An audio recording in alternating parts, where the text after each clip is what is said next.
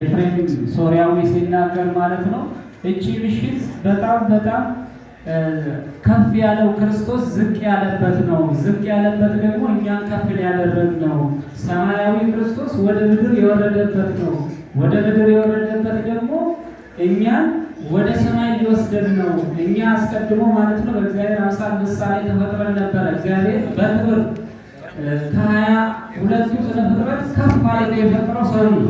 በአምሳሉ በምሳሌ ፈጥሮ ደግሞ እንደገና ከራሱ እስትንፋስ እፍ ብሎ ደግሞ እስትንፋስ ከአብ ከወልድ ከመንፈስ ቅዱስ ተከፍላ ያቺ እስትንፋስ ለሰው ተሰጠችው ማለት ሰው ክቡር ሆነ ማለት ነው። ሰው ግን ክቡርነቱን ያጣው ዕፀ በለስን በልቶ ነው። አዳም የዘረጋው ማነው? ሔዋን ዕፀ በለስን ለመቁረጥ የዘረጋችውን እጇን፣ የሄደችውን እግሯን፣ ያየችውን ዓይኗን፣ የሰማችውን ጆሮዋን እመቤታችን ቅድስት ቅዱሳን ድንግል ማርያም ግን የእሷ ተቃራኒ በሆነ የመልአኩን ድምፅ ሰምታ እግዚአብሔር ሊኩለኒ በከመ ትቤለኒ ብላው ተቀብላው ማለት ነው። ወንድ ሳላቅ እንዴት ይሆናል ብላ ደግሞ ኃጢአት በፍጹም በሀሳብ እንደሌለ አስረድታ ማለት ነው። ሔዋን በሄደችበት ክፋት፣ እሷ ደግሞ በሄደችበት ደግነት ክርስቶስ በእሷ ከሥጋዋ ሥጋ ነስቶ ከነፍሷ ነፍስ ነስቶ እኛን አድኖናልና ክብር ምስጋና ለእሱ ይሁን።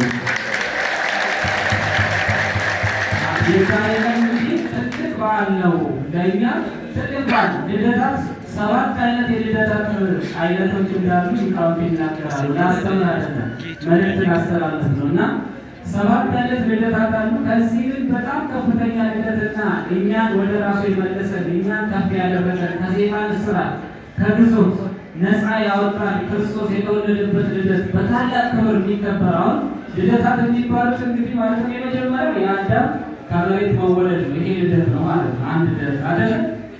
ይሄ አሁን እኛን ሊያድናቸዋለን ማለት ነው። ሁለተኛ ልደት ደግሞ የሔዋን ከአዳም ከርስ መወለድ፣ ከአዳም ጎን ነው የወጣችው ማለት ነው።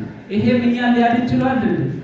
ለእኛ ረባለው የለም ሊያድነን አልቻለም ማለት ነው። ሶስተኛ ልደት ደግሞ አዳምና ሔዋን ማንን ወልደዋል?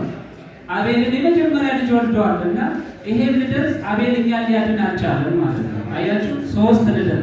አራተኛ ደግሞ ማለት ነው ሰዎች ራሳቸው ማለት ነው ከምን ይወለዳሉ? ከመንፈስ ቅዱስ ይወለዳሉ ማለት ነው። ከአብራ ከመንፈስ ቅዱስ ልዩ ልደት ነው ይሄን ማለት ነው።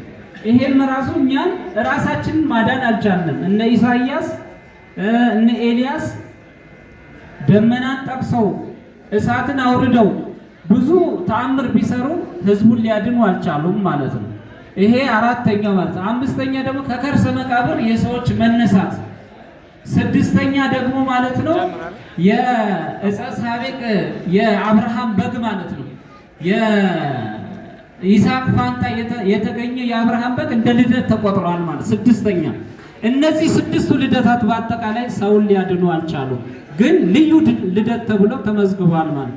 7ኛውና የመጨረሻው እኛን ያዳንን ዝቅ ብሎ ክርስቶስ ማለት ነው ከሴት ተወልዶ አይደል ከሕግ በታች የሆኑትን ራሱ ከሕግ በታች ሆኖ እኛን ከፍ ያደረገው ልደት ግን የክርስቶስ ልደት ነው። ለዚህ ነው ቤተክርስቲያን በታላቅ ክብር ልዩ አድርጋ የምታከብረው። ክብር ምስጋና ለጌታችን ይሁን።